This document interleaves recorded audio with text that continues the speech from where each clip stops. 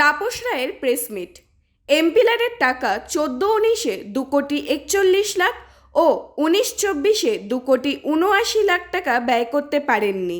BJP প্রার্থী কলকাতা উত্তরে তাপস রায় বলেন, উগ্র তৃণমূল সমর্থকেরা সুদীপ ব্যানার্জির সঙ্গে বসুন। উনি হচ্ছেন একজন পরিযায়ী রাজনৈতিক ব্যক্তিত্ব। মানিকতলা কেন্দ্রে গো ব্যাক স্লোগান কেন? ওপরে দেবতা আছেন আর নিচে গণদেবতা আছে। এছাড়া আমি কারোর কাছে মাথা নত করিনি বলে জানান তাপস রায়।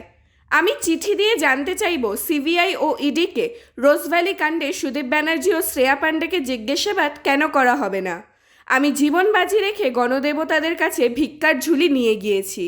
মানিকতলা বিধানসভার অন্তর্গত 14 নম্বর এবং মানিকতলা থানার একেবারে সন্নিকট থেকে আমার প্রচার ছিল।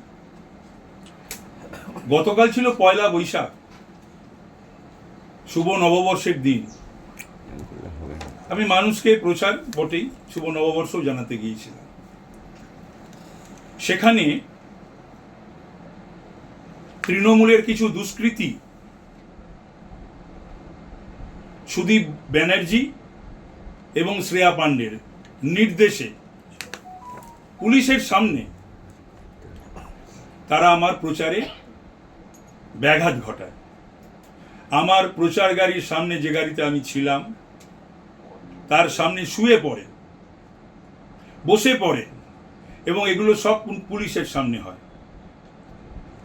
প্যারালালি আমার প্রচার অভিযান যখন চলছে, সেটা পুলিশ ওদেরকে কর্ডন করে পাশাপাশি প্যারালালি নিয়ে যাচ্ছে।